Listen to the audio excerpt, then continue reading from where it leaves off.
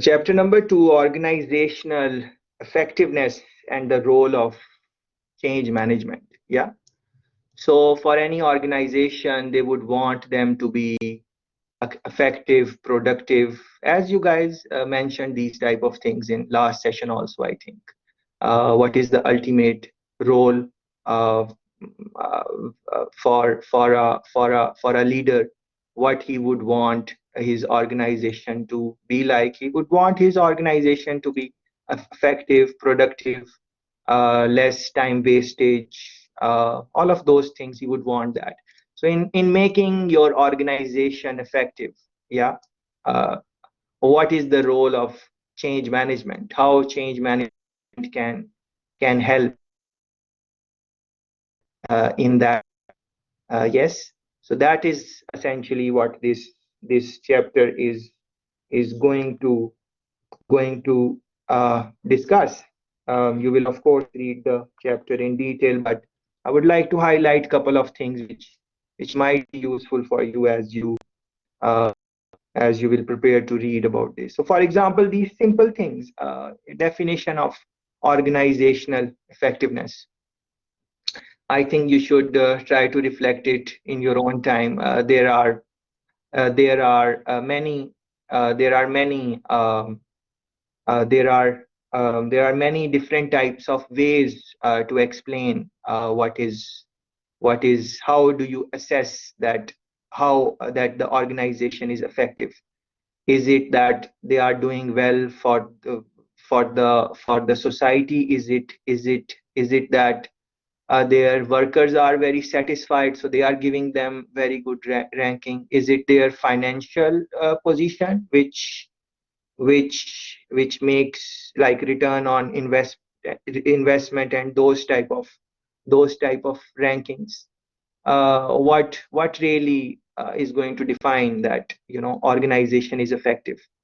So with this, you would definitely appreciate that it depends on the leaderships, the type of leader they would have their own metrics for their organization, that how would they measure their organization to be effective. Yes, there are some things which are maybe universal because they are competing with other organizations, and because of maybe applying for some awards or getting recognition on global level, they might have to do some things which are common. But based on the characteristic of the leader, they are going to decide some things for themselves, for their organization, to make them stand out.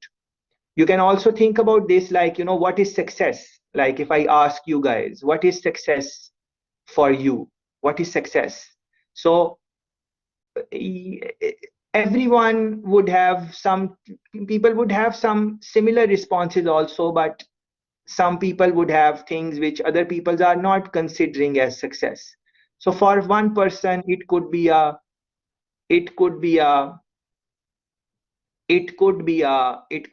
case where, for some people, it could be a case where they feel that having free time on their hand, this is something which is success. For some people, it could be having different type of experience in life. That could be, they could consider as one of the factors for success, because maybe they don't believe on working very hard.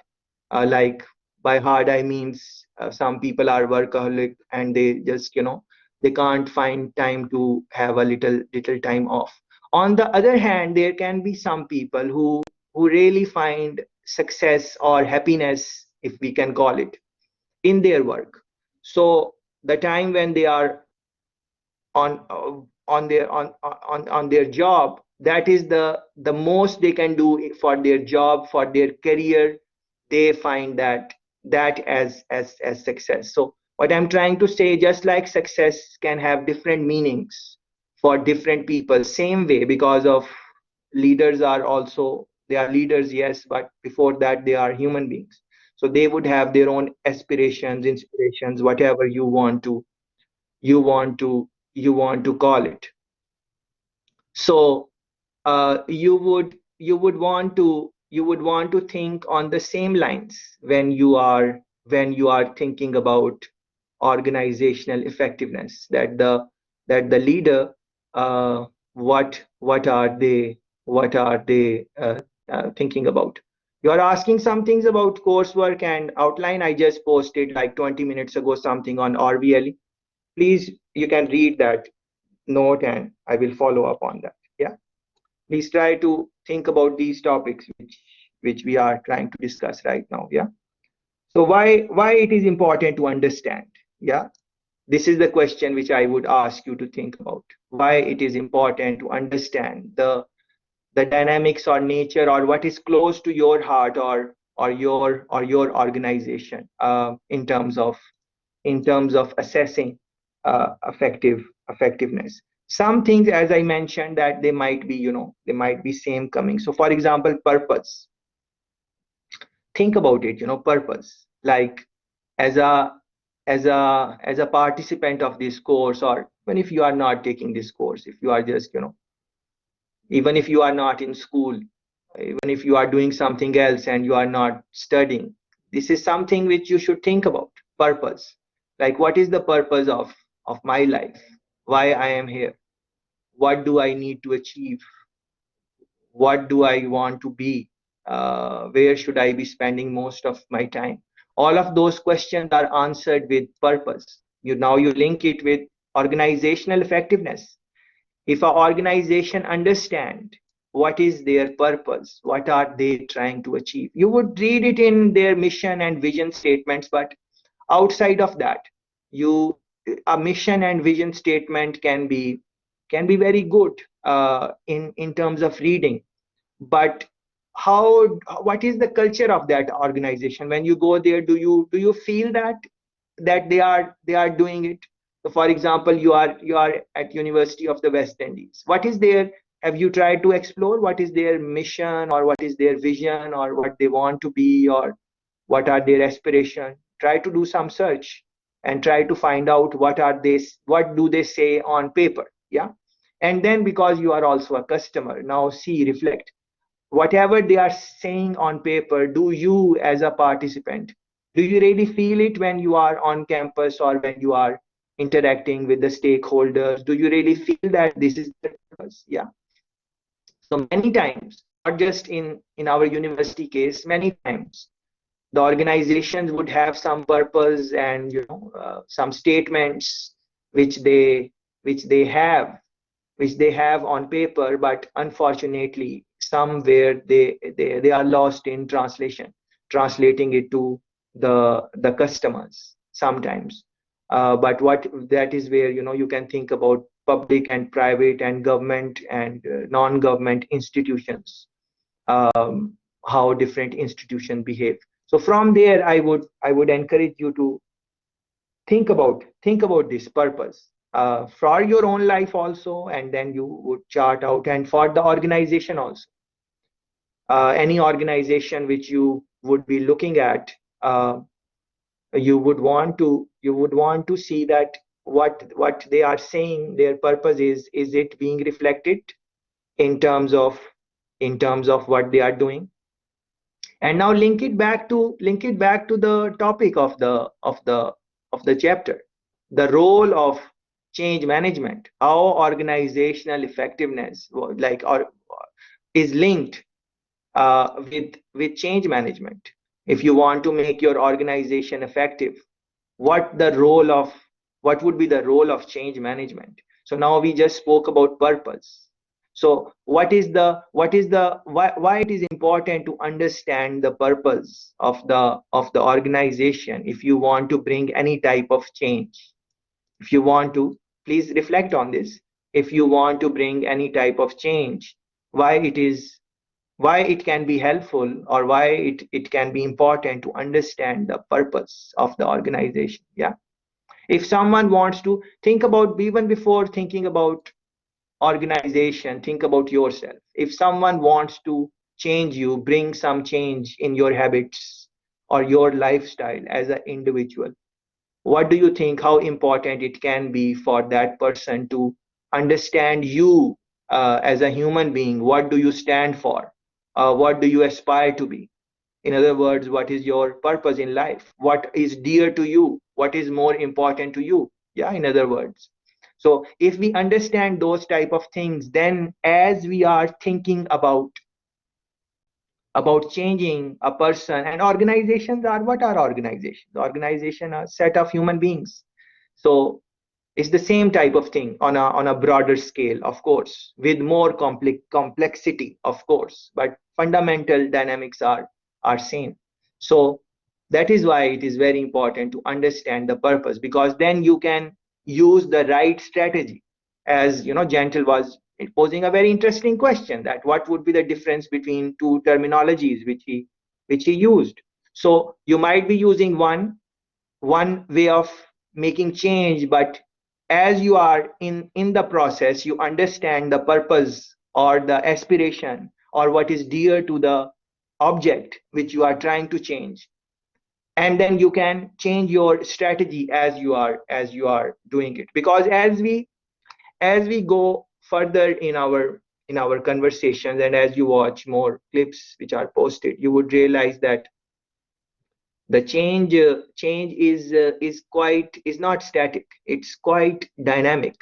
So you might start off uh, with one type of implementation in an organization, but if you don't have that flexibility, that as the situation change, you can maybe change the models you are using or the theoretical framework which you are using, then then then change is most likely going to fail. And that is, people don't do that because it is very hard. They make a plan and then now they want to, they don't realize that uh, how the situation is changing in terms of human beings, in terms of other aspect of organization. And it is hard because it is, why it is hard, because it is very time consuming to really understand people. So for example, purpose, uh, to really understand someone's purpose, it, it is going to take time. So for example, if I want to understand what is the purpose of you guys, like what are you, what stands for you, what is dear to you, and all of that, which I just tried to explain. How much time do you think it is going to take me? Like 30, 40 people, how much time it can. And then also the purpose, your way of thinking can change also. Maybe today you are very much motivated about something. After 1 year, 2 year, maybe that is not the case. Yes. But for organization, think about it. How important it is for them to finalize some type of purpose which can at least stay for 5 year, 10 years, something like that. Yeah. That is why you would see that the same type of words are used in the vision statement and mission statement. Same, more or less. Same type of adjectives are used to describe whatever they are trying to achieve from their organization. So think about this. So I tried to talk about purpose. Same way you are going to think about the other pointers which they have mentioned. For example, stakeholders perspective. Yeah. So stakeholders, I was giving you University of the West Indies example. Who are the stakeholders in this? One of the stakeholders are you guys as participants, as customers of UV. Yes. So what would be your your perspective? Very important to understand that. Yeah. So same way, please think about and reflect on all these major headings which this topic is given. Alignment. Yeah. So I did not use the term alignment, but essentially this is what I was trying to explain, that the purpose of the workers, employees, and the purpose of the organization, the more it is aligned. And purpose is just one thing, we talking about it is because it is the first heading. Other things are equally important. So don't think that it's just purpose which is important. Look into, read in detail what they are saying in the book. So if there is alignment, if there is coherence between what the workers aspire to be or do in the way they want to do, and there is a alignment uh, of that with the purpose of the organization, then what happens is that it becomes easier to bring the change, because relatively easier. Change is, of course, it is hard, it is not easy, it is pretty hard. Change is hard. This is what I believe. You can believe what you want to, but personally speaking, I believe that change is hard. So, but couple of things, this type of discussion, conversation can help in minimizing the difficulties in change management. And one of the way to minimize the difficulty is this: if there is alignment between the purpose of the of the people, employees, and the purpose of the owners or the leaders, then because they are thinking on the same line whenever some type of change initiative would be taken, because change is generally speaking is taking place to make some improvement. So because of that alignment, it would be easier for the staff to come on board. But if there is no alignment, if the purpose is not same, then it will be very difficult. So let's say, if let's bring to some, some example which we can relate with even right now, like what is your purpose of sitting right here together? What are you trying to achieve? So maybe if your purpose is to to to just see how you can score maximum marks in the course, uh, is that my purpose also, that you score highest marks in the course? Yes, I would love to, but fundamentally it is not my main purpose. My main purpose is to discuss these topics with you and maybe see what you guys have to say, and then maybe build on that, and then maybe we go back and think about it and then come back and have a more discussion. So my purpose is essentially to understand the dynamics with you guys. Together we understand about change management. That is my purpose. But if your purpose is not same, then what would happen, that right now as I am speaking about this alignment and whatever, what would you do? Would your mind be 100% here? Maybe not. You would be thinking about something which is more important for you, which is important, like, to understand the coursework requirements, so you can score high. Of course, that is also important. But in this moment, if we don't have same type of alignment, or whatever you want to call it, then we will lose each other. And this is what happens in organization. The top leader is trying to do something, and then the employee is trying to do something else. And in that, in doing that, all of that, the alignment is gone. And then if any type of change is tried to brought up or something, or initiated, then it will not work because of lack of alignment. So please think about this. It is quite interesting and important. It's very interesting example here. Not going to go through that, but I would like you to, this is an example. Yeah, so in this they explain you with using some example, that alignment and all of these things which we are talking about.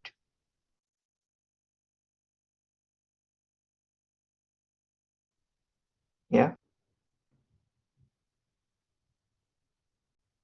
Okay. Yeah.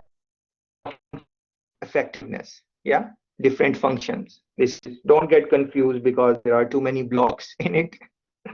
Is it is easy. It's not a difficult example, or it is saying the same things which I was trying to explain with using my example of functional misalignment. So this is what it is saying, that is misalignment between different departments. For example, what are the departments? Look at this: purchasing, yeah, production, distribution, marketing, and sale.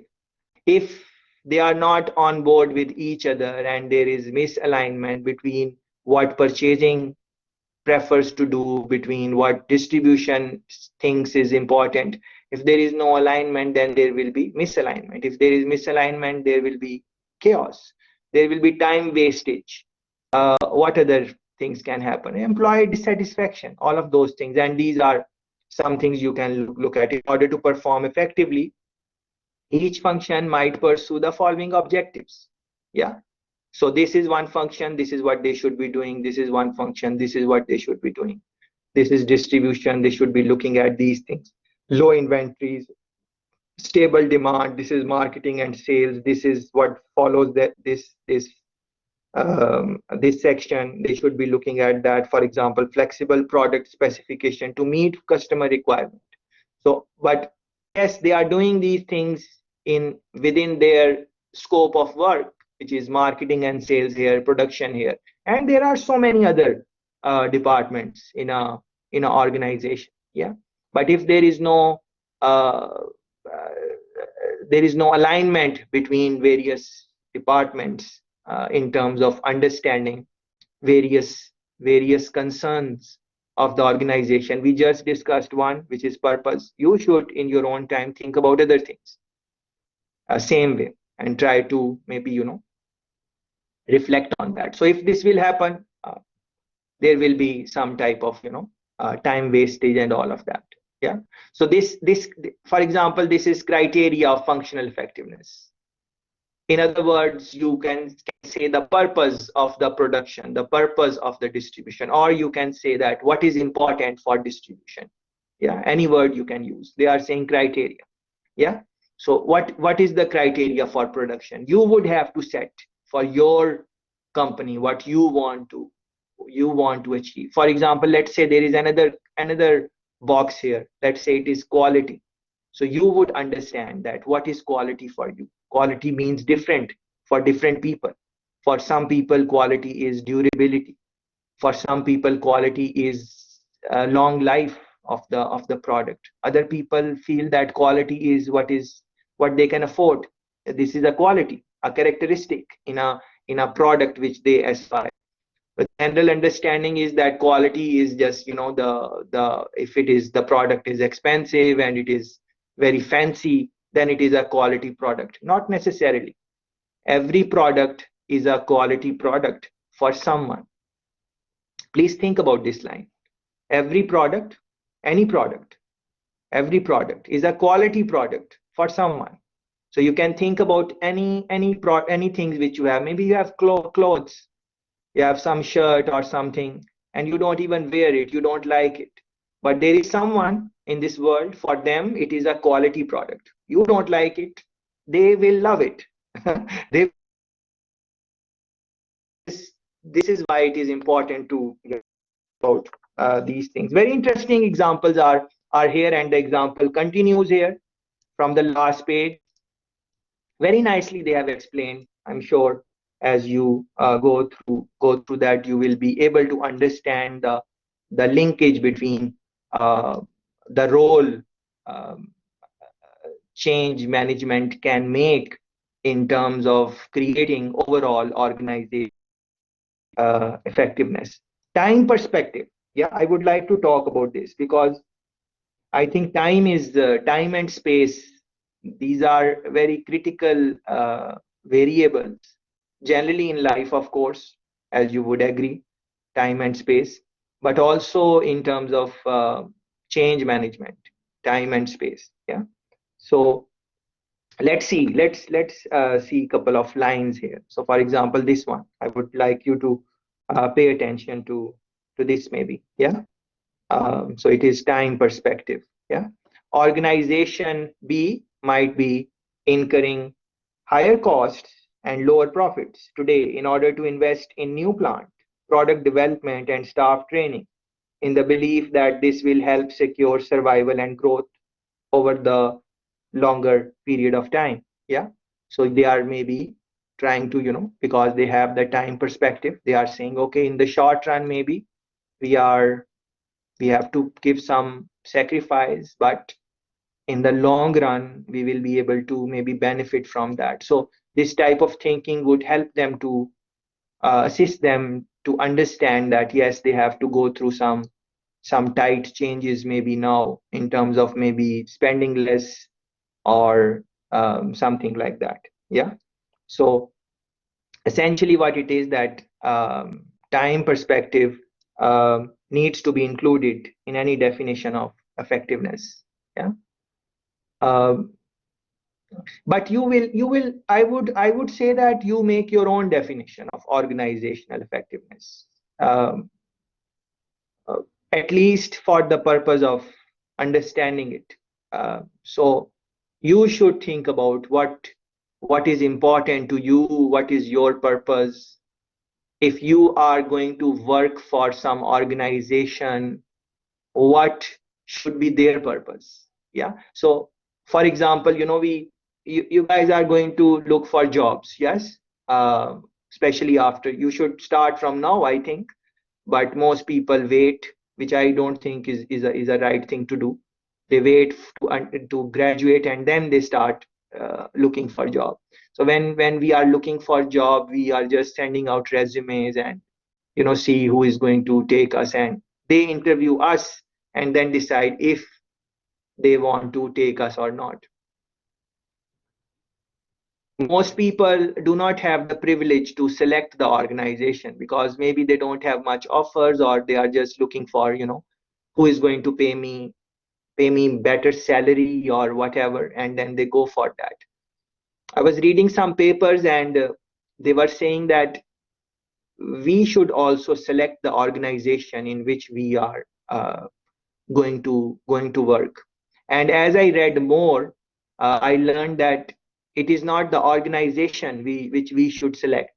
We should not select the organization.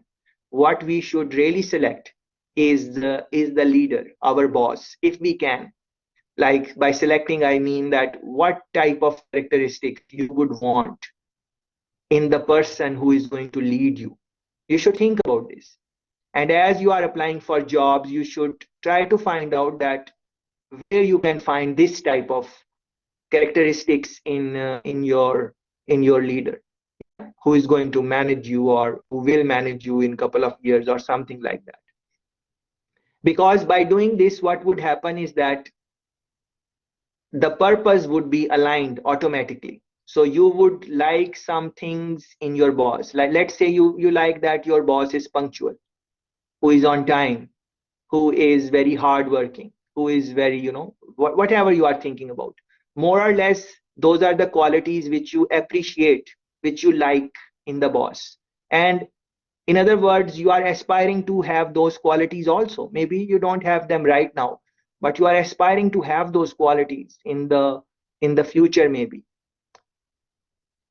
So in that sense, proximity of having to work with such type of leader who would have certain habits, you are also going to pick up those, and you would be happy in that type of job because of this dynamic. On the other hand, if your leader or boss have some characteristics which you don't really like, then it means that you are working in that job for some other reason. So you are not aligned with the purpose of your boss or your organization or something like that. Yeah.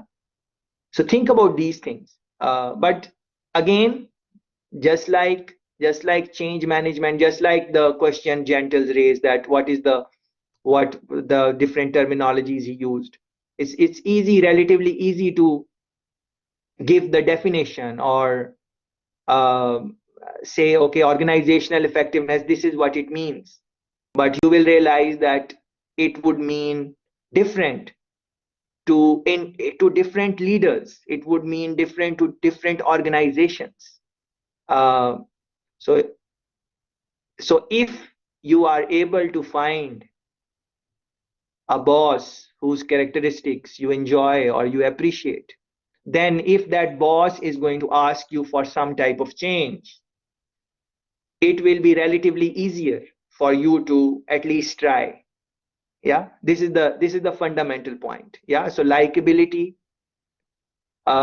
is one factor, in the, like, you are aligned with what the boss is trying to do and what the organization is trying to do, and you want to do the same type of thing outside of salary. Yes, you are getting paid. Yes, all of those things are happening, but there should be some deeper things, which if you have them, then in change initiatives it will help you. Just like if you like me in one way or another, you have a likability for me, then if I will ask you to do something, it is likely that you will say, okay, I will try. Yeah. On the other hand, if from day one you don't like me for one reason or another, then even if I make you a simple request, you might delay it, or you might say, okay, I will do it, but you might not do it. Yes, that type of thing.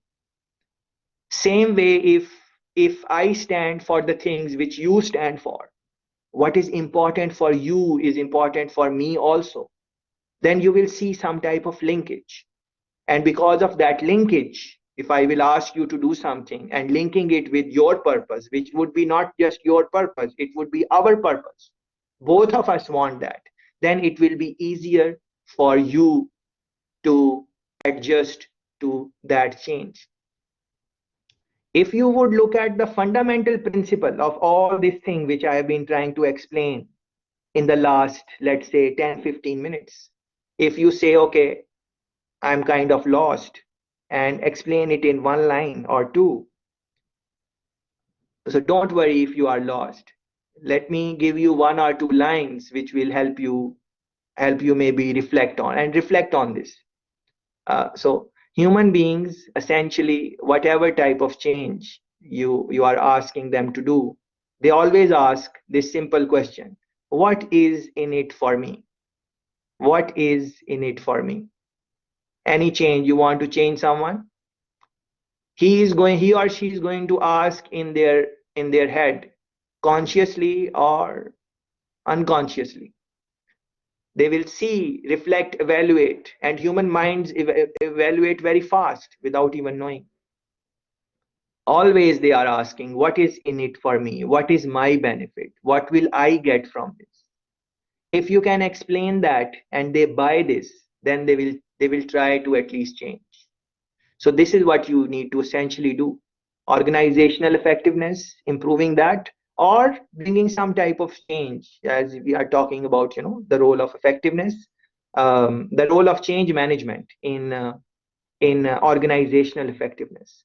So this, you might try different techniques and different definitions and theoretical framework, but at the end of the day, based on my understanding, you have to develop your own understanding. My understanding is that you have to convey somewhere very effectively that if you do this, this will be your benefit. So for example, I want you to participate in class discussion. So I say, if you participate in class discussion, there are these many marks in your coursework for that. So then you will see people would just start raising and interacting, and everything will start, because you guys want marks and I want you to discuss. So we are connecting discussion with mark allocation. If we do that, and then the change will happen. So what happened, you won't speak because maybe you necessarily, I'm not talking about all of you, it's just a rough example. It is not against anyone or anything. Yeah, it's just a rough example which I have seen in various courses. Yeah. So you have to link somewhere. You have to answer this question for other people, that do this, if you do this, you will get this, some type of benefit. Generally speaking, this is important. What is, again, what is in it for me? And this is something which I might bring time and again during the semester, because the way I understand change management, I think this is one of the keys. You don't have to agree with this. You have to do your own reading, listen to recordings, read the book chapters, go through this material, reflect on your life, and from that you decide that what is important. Maybe you will find, most likely you will find something which which will be more true for your experiences and so on. Yeah, benchmarking, for example, you benchmark, you want to make your organization effective. You benchmark your organization against some other company, and you try to replicate what they are doing. Some examples are given in the following headings. uh, I would encourage you to read that. I think you should read that in the context of what I try to explain. Again, there might be some terminologies which are there. Just run Google search for them and try to see what you can take from that. You might not understand every line and every word. That is okay. What is important right now is just reading and reflecting.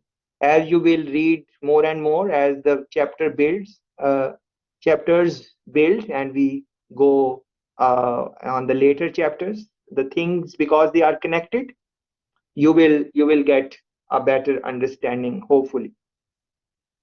Yeah, but the idea is that you should spend time in reading and reflecting. If you can do that, I think should be fine. This is one terminology. Yeah, agency, change agency, and organizational effectiveness. Agency. Yeah. So this is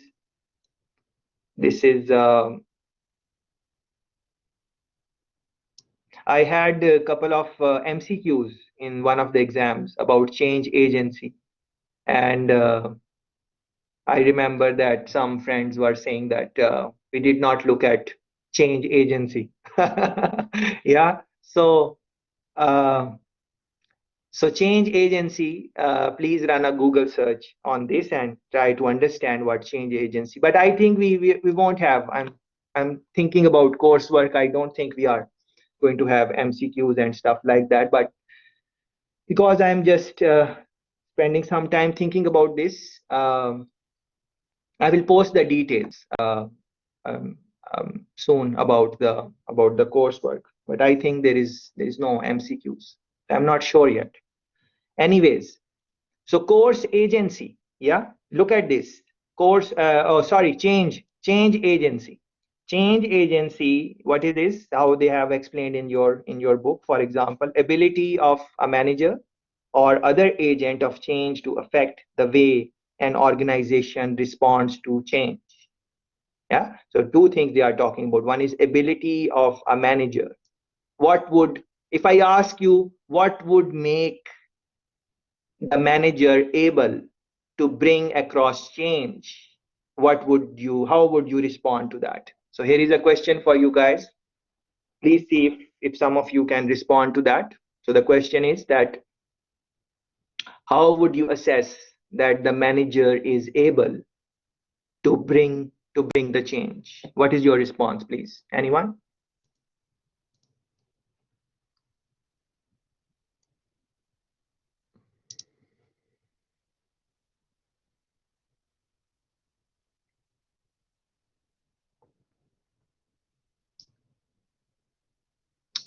Hello?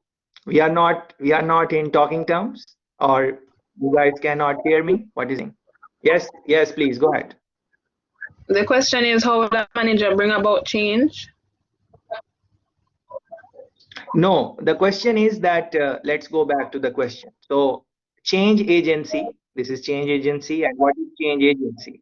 Change agency is the ability of a manager or other agent of change to affect the way an organization responds to change. Yeah, this is how they are explaining change agency. So I am trying to ask that how would you assess, on which characteristics you would assess that the manager is able to bring the change? How would you distinguish between a manager or a boss or a leader, that this person is able to bring the change? What are some of the characteristics that manager would have? What are some of the habits? How would you know that this manager is able or not? Yeah, because as a worker, or as a maybe you will start your own business, you want to, bring some type of change. How would you, what are some of the things you would look at in the manager, which would tell you that this manager is able? Yeah, so please go ahead. Yes. Yes, sir. It's like 30 So people in the session.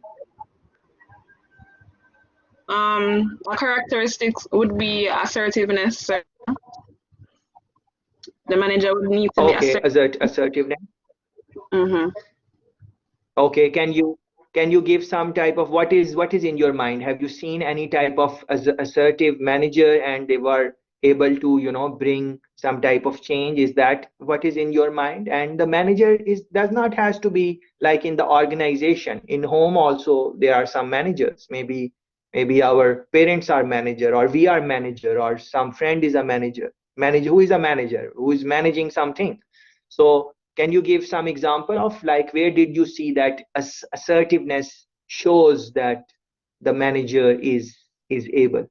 Can we identify some situation or some story that okay, this happened, and because the manager was assertive, they were able to bring the change? Anything on those lines?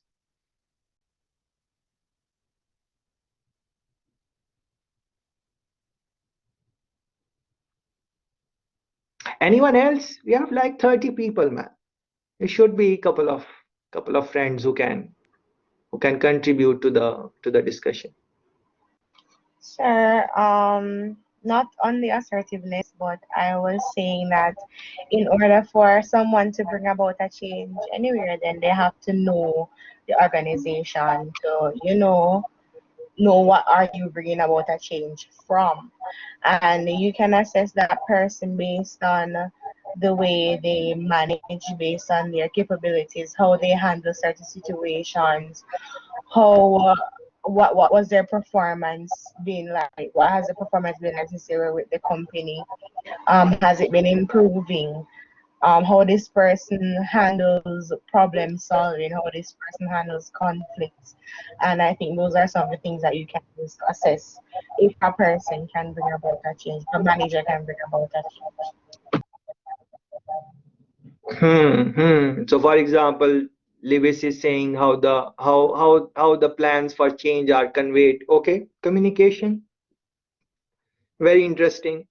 Assertiveness, one is that. Okay, course assessment, I told you about that. WhatsApp group, no, no WhatsApp group. It is not required. Just follow or VLE postings. Okay, all right. Okay. Yes, so you would have to, you should think about this, that what are some of the characteristics in a manager which would make them able to bring the change or be the change agency. So for example, all of that, if you can think about that, like if the purpose of the manager is same as the purpose of the objects on which he is trying to bring some type of change, then because of that they will have the ability. They have the ability because their purpose, their target, their objective, what they want to achieve, it is same. So they could tell them that, listen, what you are trying to do, I am trying to do the same thing. We have the same target, so let's do it together. Yeah. So for example, I'm just, I don't know if it is true or not, but I heard it somewhere that the enemy of your enemy is your friend. Yeah. So the enemy of your enemy is your friend. I don't necessarily believe on this, but I just read it or heard it somewhere. So it is coming in my mind. So your enemy of your enemy, because you have same enemy, so you have same purpose, you have same objective, so he becomes your friend, something along those lines. You can think about it. Yeah. So or other agent of change to affect the way an organization responds to change. So if someone asks me what is change agency without even looking at the definition, I would say that anything which is trying to start or provoke or help change, it is working as an agent. Therefore, it is working as change agency or change agent, something like that. Yeah. So reflect on that. And the question I posed you, I hope that you can, reflect on it and think about it. There are some various type of views. These views you are going to read in your own time. Deterministic view and voluntarist view. What is the difference, and so on. Spend your own time and try to think about that. These publications, etc., although they are very old, if you want to go deep, you should look into those also. Yeah. This one, maybe let's read it together. Problems can arise when managers and others do not believe in their own ability to act as agents of change. So if a person do not have self-belief, they have doubts, a little doubt here and there, I think that is normal. But if they have fundamental doubts that they cannot do it, then most likely they will not be able to do it. As a consequence, they may fail to behave proactively. Their response, and therefore the response of the organization, may be to react passively in response to external forces of change. So if you guys remember, we did not record that portion when Gentle was talking, and he used these terms: proactive change and passive change. You guys remember when Gentle was mentioning this? So see how it comes here also. Yeah. So then that shows that it can be very tricky to gauge different type of changes, especially organizational change, because they are on a bigger level, bigger scale scope, to cage them in one type of example or something, because most likely you will see that this is a change initiative in the organization. Different portions would be managed differently. So in some portion it will be proactive change efforts, in other portion it would be passive, depending on who is involved, what strategy is best, and so on. So what I'm trying to say, as I'm thinking on Gentle's comments also from the early portion, like again, I just want to repeat that one line, that the it's very dynamic based on the way I look at it, but everyone looks at it differently. So you can think about that. So for example, they are explaining here voluntarism and change agency. Yeah, this is, I think, important. So for example, number one, managers can make a difference. Yeah, this type of thinking. Yeah. Do you think that managers can really make a difference? Yes. But what should be provided? If you have good team, then maybe managers can make difference. If team members are not on the same line, then how just a manager alone is going to take going to make a difference? I was reading this some quote or something, it's coming in my mind right now, like they were saying that it takes a town to raise a child. It takes a town to raise a child. I don't know why it clicked in my mind. I did not pay attention to it when I was reading, but now as I am talking about it, it just suddenly, I did not even plan. It suddenly came in my mind that it takes a town to raise a child. And as I reflect on this is so true, because a child has their parents, their siblings, their friends, school. So how much time the child is at home, or he is influenced by parents? Yes, until what age? Certain age. But he goes out, he makes friends, he's roaming around in town, he's meeting different type of people who have different purposes and different objectives and different motivations in their life. It's going to impact the child somewhere in their as they are growing up. Uh, you can call it influence, you can call it peer pressure, different names are there. but it definitely takes a town to raise a child. If you think deep on this, same way you can think that, can managers make a difference? Yes, they can make a difference, but not them alone. It is a group work, group effort. uh, if I want to make discussions in class, can I do it on my own? No, I cannot do it on my own. I can ask you, request you, motivate you, put some marks on this, but at the end of the day, no matter what I do, there will be some people who will not want to do it, because not because they are rebellious or they don't want to uh, do what I am trying to request. It is not that. I don't look at it that way. I think that why they will not respond to my request is because they don't see what is in it for them. They don't see that. They don't see the importance of discussing. They don't see the importance of talking. They are not bad people, or it is nothing like that. It is just that they don't see the importance. They don't see what is in it for them. Yeah. So if you have that type of thinking pattern, then in any change situation, wherever you will be failing, you will, instead of questioning the other party that why you are not changing, I'm trying to change you, or I'm trying to make the organization effective, you will always ask yourself that what I can do differently, where am I lacking, what is, am I not, as one friend was mentioning, uh, Tanisha said, how to convey the plans for change. Maybe I did not convey the plans for the change which I'm requesting, or in the way in which they would understand. Maybe communication was the problem. Maybe I could not make them see or motivate them or whatever. So if you have that type of thinking, you would always come back to yourself and ask yourself what you can do differently. And that would do a couple of things. First, you will try different methods. Second, it will improve yourself also over a period of time. Not, of course, in nothing happens overnight. Over a period of time, well, some things happen overnight also, but in the context which we are trying to uh, talk about, like the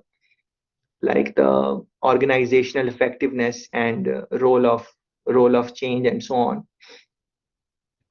Maybe as a matter of fact, as I'm reflecting, let me correct myself, because there is a very interesting research paper which I read, and that research paper explained that some changes can happen very effectively overnight, sudden, quick type of change. For example, they were giving the example of death of someone. So you are having some type of drugs, and your friend is having drugs, and the friend dies because of drug, and you say, all right, I don't want to die, so you quit. Yeah, overnight, that type of thing. So they had some data to prove that sometimes overnight change is possible. So I wanted to correct myself. Anyways, they can be trained to manage change more effectively. So what do you think about that? Do you think that people can be trained to manage change more effectively, or you think that there are some characteristics which people have, which they just have those characteristics, their habits, their personality, which just help them to uh, in any change they can, some people can accept change very easily, but most of the people cannot. So is it that the training can be provided, people can be trained, or generally speaking, people don't, it's hard for people um, to get training? So in other words, I'm saying that when we go through some type of training, does that help us to acquire new habits, or there are some other things? So you can run some Google search on that, like training, how successful training is. Just run a Google search and look into some studies, different are saying on this. Training can train people or not. You will find substantial amount of data which shows that training, for most people it does not work. And then you can look into the reasons also. Fundamental reasons are that the organization is asking them to train. It is not that they really want to get that type of training. It is something which is required, essential. They have to do it. Yeah. So that is why their motivation is not there. They are not seeing the importance, and then the result is not there. So in any type of training, you might want to consider that also. Yeah.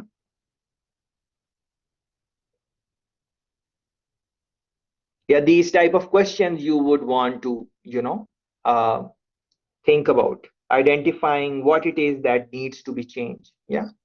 Identifying what it is that needs to be changed. Identifying what it is that needs to be changed. You really have to identify the things which you want to change very, very, very, and I cannot stress it more, very carefully, because you might change one thing and it might change the whole personality of the person. Yeah, it happens many times. It is just like, those of you who have done some type of chemistry, you change one atom from here to there, and the composition is totally changed. Yeah.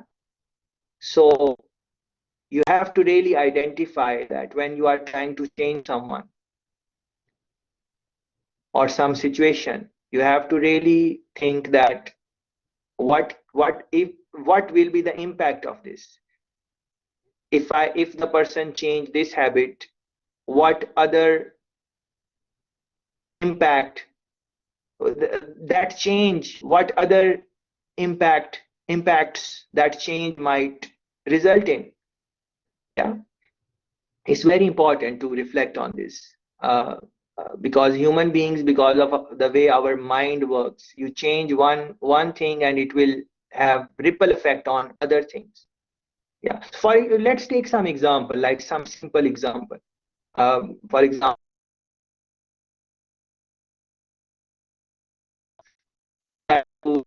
in the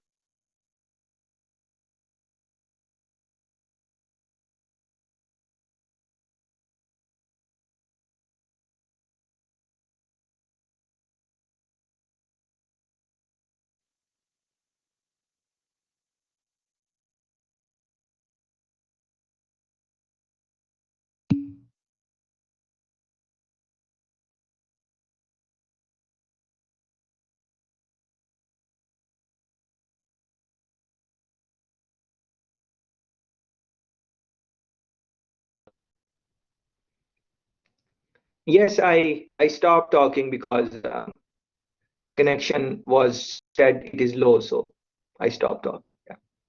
So, for example, you wake up a little late in the morning because you don't see the point. Let's say that we say that no, you have to wake up early morning, and you start waking up early morning.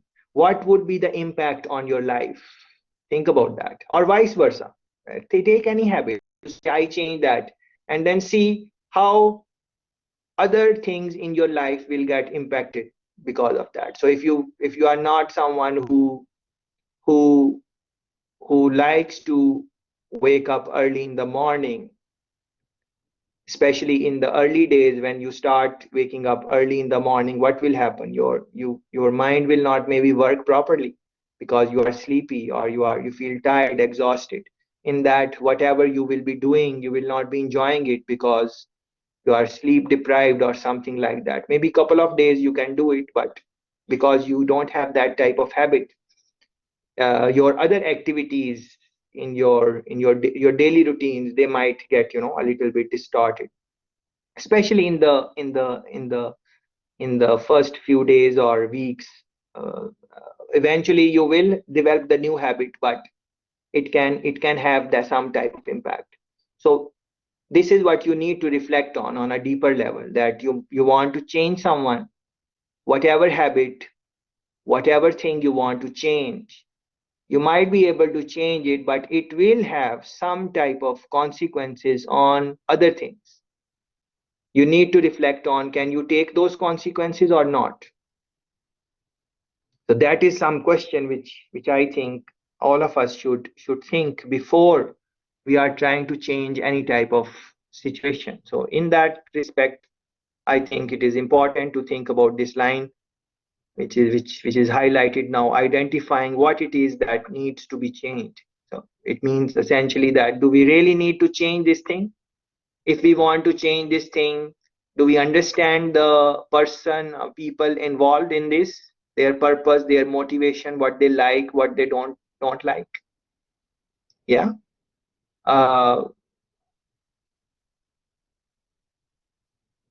Just uh,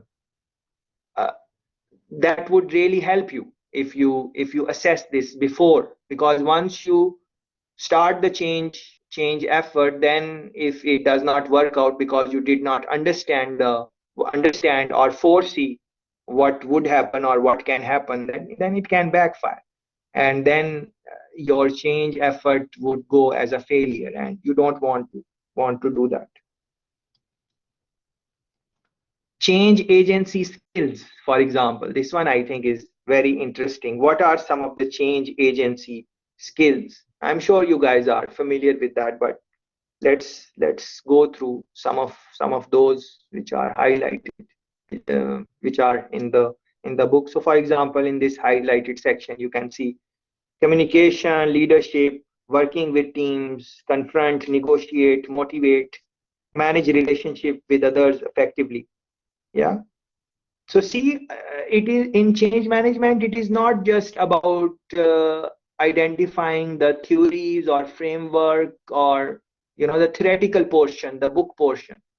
It is that is important to develop some type of basis. But after that, it is look at the skills which are required. Communicate, lead, work with teams, confront, negotiate, motivate, manage relationships with others. You know, apparently these are some things which you study in other courses, but in change management, if you want to bring some change in terms of agency skills, you want to think about this. Yeah. For example, they are talking about different chapters here. So see, I was saying, as we will go deeper in the book, we will maybe understand things more, because see where the leadership is coming. It's in chapter 9. But if you can recall, even in our first session last week, we did touch on leadership. In today's session, we spoke about leadership. Chapter 10 is on communicating, but you guys mentioned, I think in the chat or somewhere, this is about communication, how to convey the plans for the change, how to convey them. Do we convey them in person? Do we bring the person in our office, or we go to their office, or we do it on phone or email or chat? What words we use? What is the tone of language? What should be the time?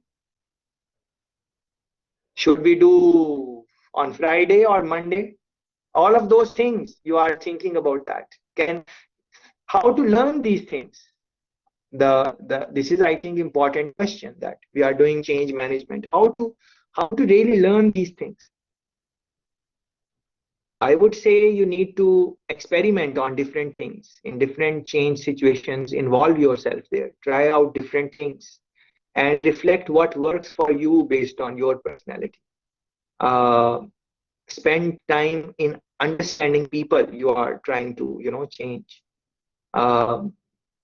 Not just verbal, non-verbal, I think, because in many relationship, close relationships or work relationships, you ask someone some question, like you say, what do you like, what do you, any question you ask them, and there is one answer which they will give you in words, but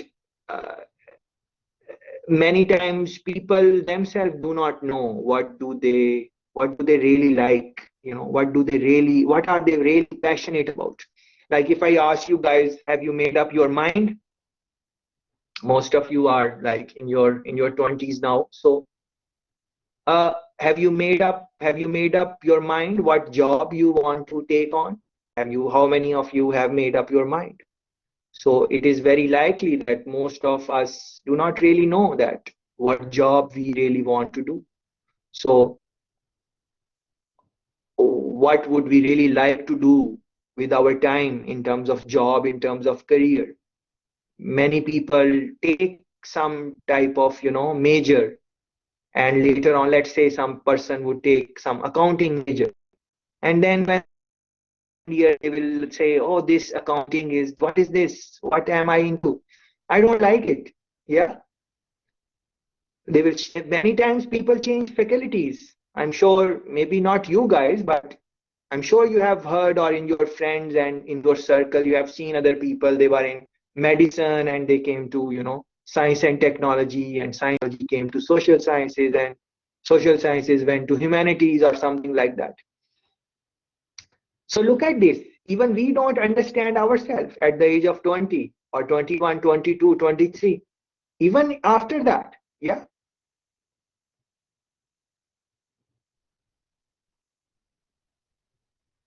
So we don't sometimes even understand ourselves. So how to understand other people? Yeah. So these are some questions which are pretty hard to really answer. So I was asking you guys how to then do all of this. And the response, if you ask me, based on the little experience I have, I think that involving yourself in multiple situations, change situations, see what works, spending time in understanding people, and most importantly, I think, is how do you learn from your failure? I think that is key in all of this.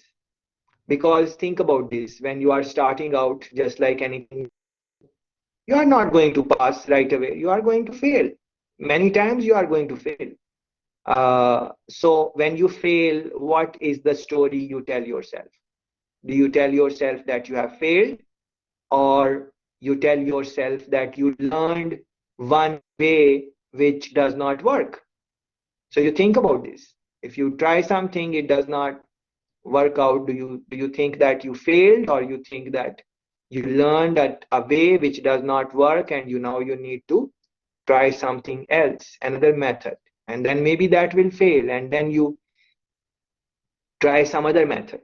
So over a period of time, after careful deliberation thinking, you employ the method. I'm not saying that you just keep on making mistakes which you could have easily avoided, not that. After thinking, after deliberating, after consulting, you start something, some type of change initiative or anything, generally in business.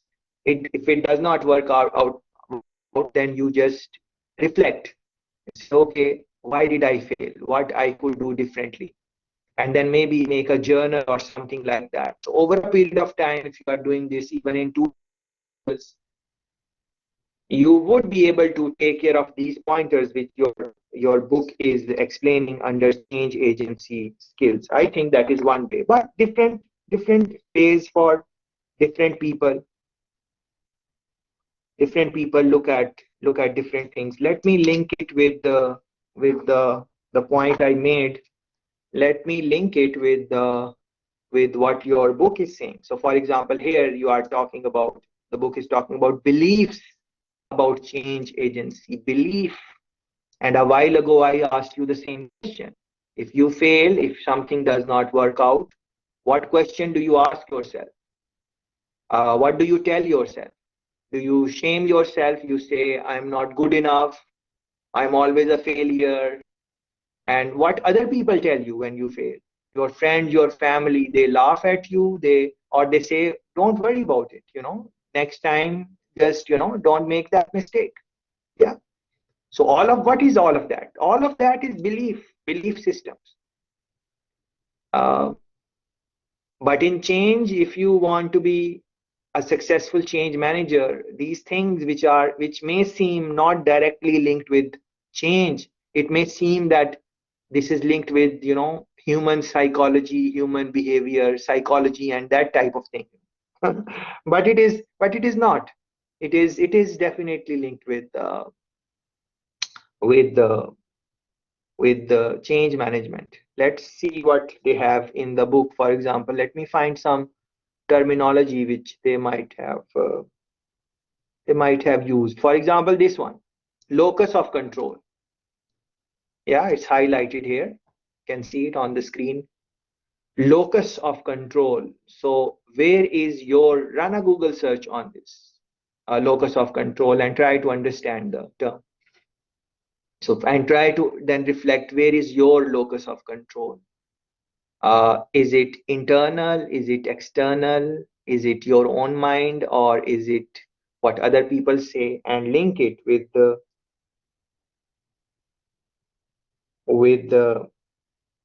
what I said. You can read this also.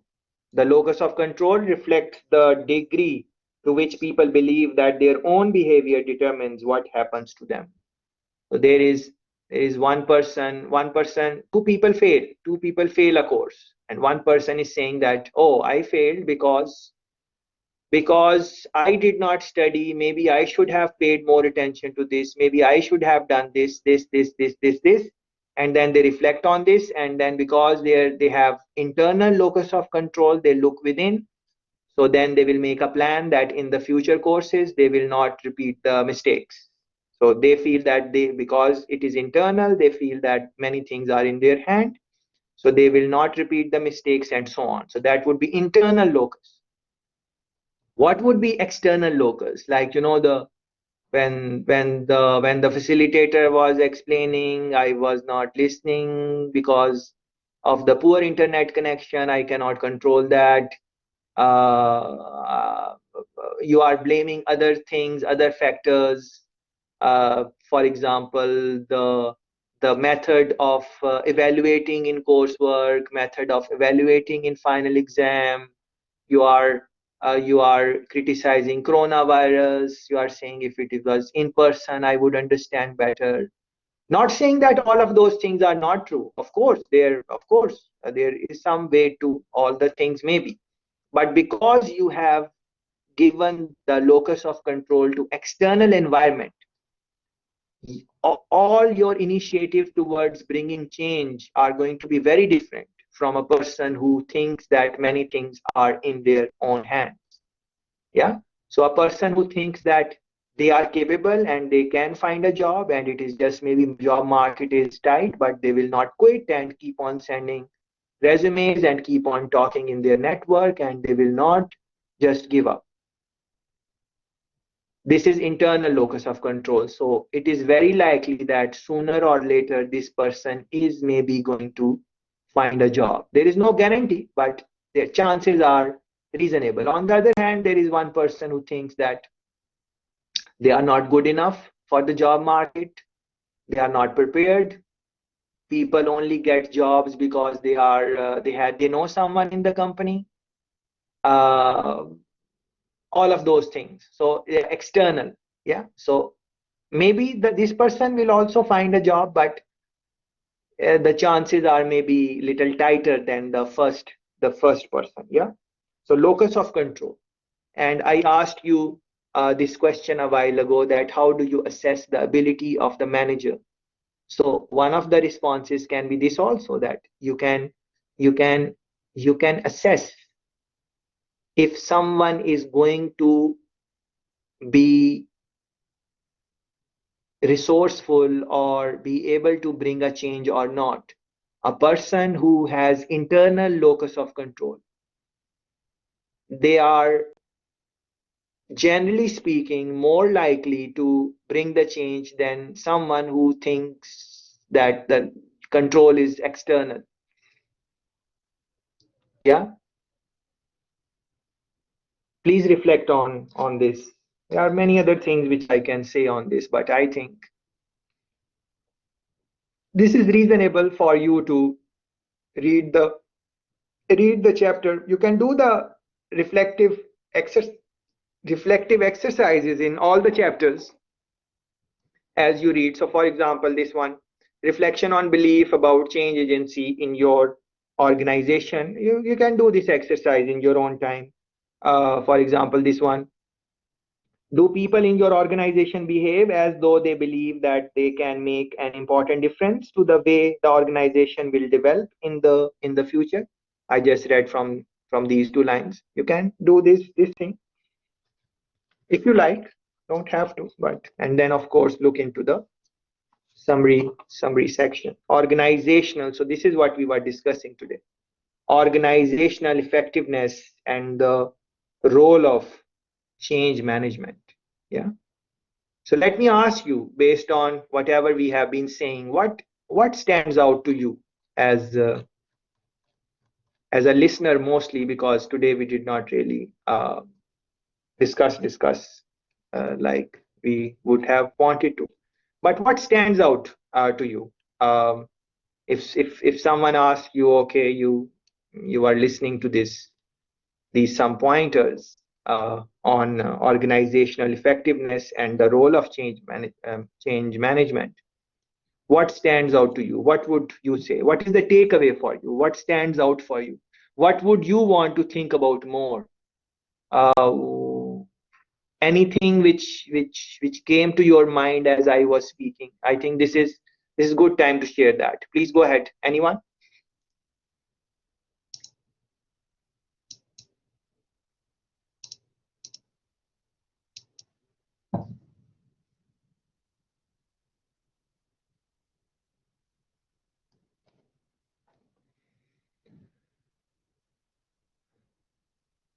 No thoughts?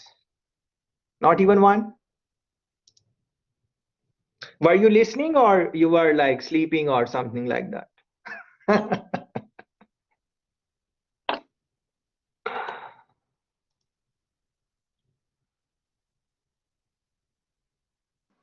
All right, sir. Can you hear me? Yes, Gentles, please go ahead. All right, sir. As it relates to the alignment, basically, it is basically when you say the organization the goals, practically everything of it aligned. But in an essence, me supposed to all right now in our factory, their role, their main goal is to increase production, to be more productive, to sell more units at a lower cost. Because sir, the more you produce basically, the more you can like spread out the cost over a period of time. So it decrease unit cost, right? The more you produce. So that would be the organizational purpose. But my purpose mainly it don't really align with something sir, with increasing with reducing unit cost. Just I come work because I want money. You understand? So Great. that alignment or is that more common ground then? Is that alignment a purpose or more common ground? You explained it very nicely, I think, Gentles. Very good point here, because then there is the alignment is not available in this to bring some type of change per se, but because the people are motivated on salary, now the company can say that we will give you more money if you increase the production to this many units. So for that, if you can do, we will give you some type of bonus or some type of increment and so on. So in this way, the company would be able to align the purpose with the worker and achieve the objective, which, as you explained very nicely, that for the company the objective is that to increase the production, but the worker is not feeling that. So the company can bring the change in the employee motivation by linking what the worker likes, which is maybe increase in salary, and achieve their objective. So this is what the company can do. But so this is theoretical, but in the practicality of the things, and thanks very much for this comment, because I think this was missing in the things which I wanted to say, and this gives me a chance to elaborate on that. So of course you can understand someone's purpose anytime, and then you can do the things which would align them to you. In this case, as the example given by Gentle, uh, increase in the salary of worker to achieve more production. So increased salary is purpose of worker, and increase in production is the objective of the owner. So you can do that. But is it something which you would want to do as a leader or not? Now, this is a very technical type of question which needs a considerable amount of thought, because think about it. Now, if you increase the salary of the worker to get more production, then you are setting up a precedence that every time you will have to increase the production for some one reason or another, workers are going to demand an increase in salary.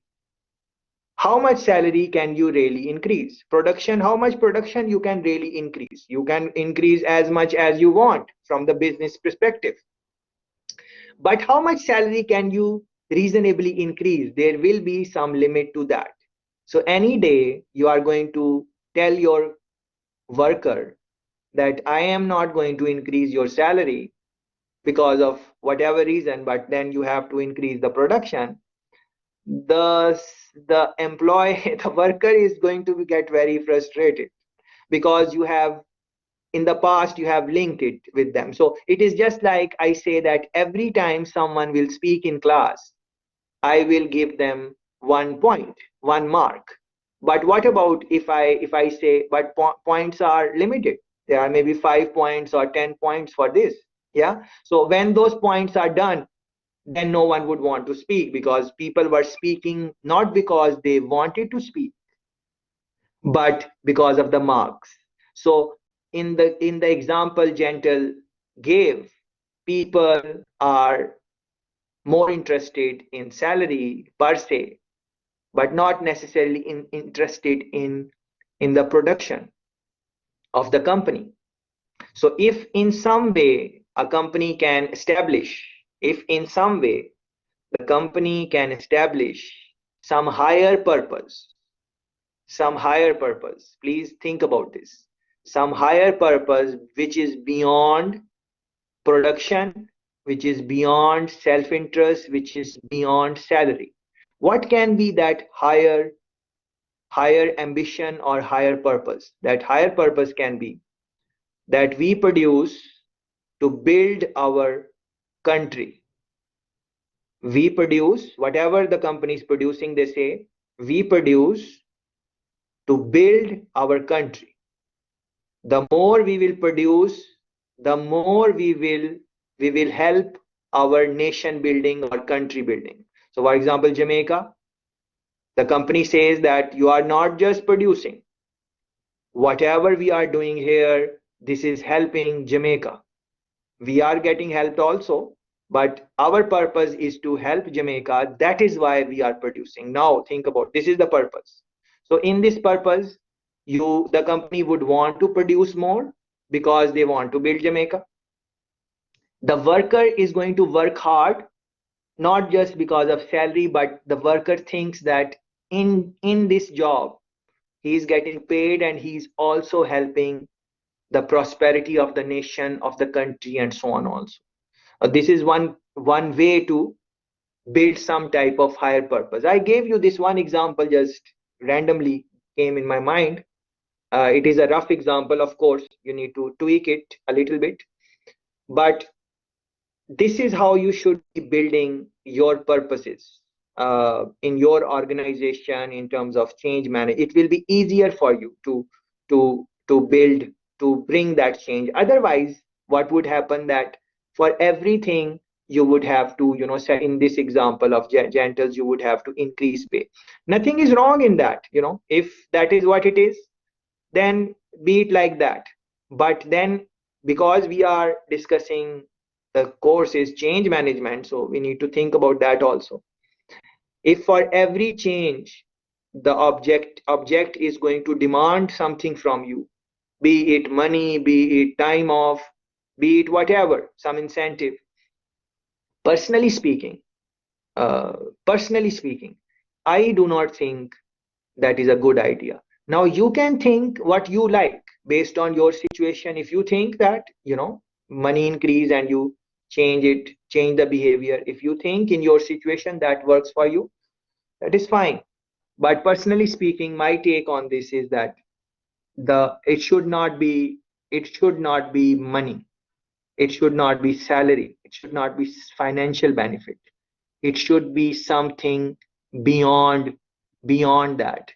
The if you can find some people who are motivated. So, for example, Kevin is saying incentives in some way motivate. Yeah, very good. Yeah, it's the conversation is slightly tilting towards motivation, which is maybe you spoke about it in MGMT 2008, organizational behavior, motivation. This is a topic of discussion there. So what I'm trying to say is that, of course, as Kevin is saying, incentives in some way, yes, but I like the way he put some way in that. So he's not saying incentives motivate. Yes, they motivate, but in some way they motivate, in some way they backfire. Then people are always helping you when they are getting some type of incentive. You don't want to make that as a cultural practice in the organization. Otherwise people will not help you when you really need it. Yeah, so please think about these things. Finally, I would like to say that the motivation should come from something beyond in beyond regular incentives, financial incentives, or increase in salary and so on. It should be something beyond that. But this is just my point of view, as good as yours. You can think the way you want. And with this, I think we can conclude chapter number 2.